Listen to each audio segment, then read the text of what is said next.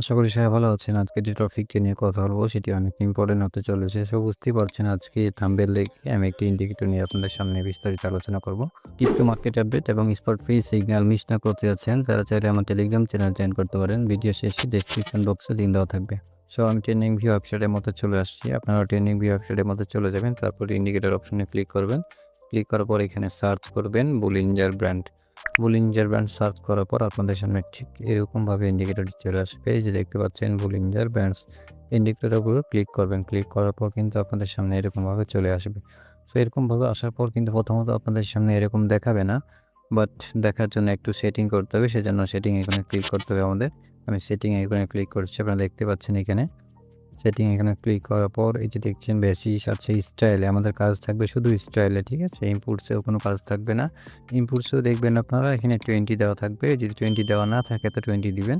So আমি এখানে স্টাইলে একটু কাজ করব, সেজন্য স্টাইলে ক্লিক করছি। তারপর এখানে কালারটা একটু আপনারা বাড়ায় নেবেন আপনাদের ইচ্ছে মতো তিনটা। তারপরে যে ব্যাকগ্রাউন্ড যে হলুদ কালারটা দেখতে পাচ্ছেন, আপনার চাইলে যে কোনো কালার দিতে পারেন।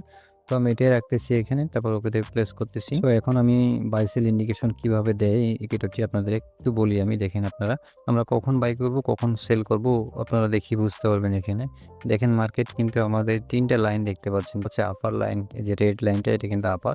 যখন আমাদের মার্কেট আপ হয়ে যাবে এবং কি সেল ইন্ডিকেশন আমাদের এই রেড লাইনটা, এই লাল লাইনটাই কিন্তু আমাদের সেল করতে বলবে, আর যে সবুজ লাইনটা আছে এটা কিন্তু বাই করতে বলবে। তো আমরা এখন সেল করব কখন? রেড লাইনে যখন টাচ করবে কয়েনটি প্রাইস তখন আমরা সেল করব। আর বাই করব কখন? যখন সবুজ লাইনে যখন আমাদের কয়েনটি প্রাইস আসবে তখন আমরা বাই করব।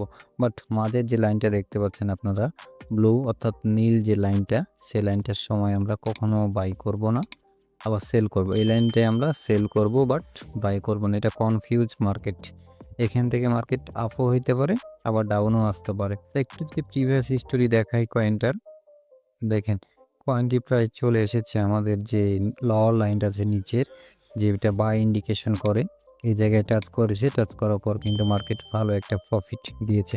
সো আপনি চাইলে এই ইন্ডিকেটরটি যে কোনো টাইম ফ্রেমে ইউজ করতে পারবেন এবং যে কোনো কয়েনের উপরে। সো বুঝতেই পারছেন ইন্ডিকেটরটি কতটা গুরুত্বপূর্ণ। ভিডিও শেষে আপনাদের কাছে ছোট্ট একটা রিকোয়েস্ট, যারা আমার ভিডিও দেখেন কিন্তু এখন পর্যন্ত আমার ইউটিউব চ্যানেলটি সাবস্ক্রাইব করেননি, তারা অবশ্যই আমার ইউটিউব চ্যানেলটি সাবস্ক্রাইব করে আমাকে সাপোর্ট করবেন।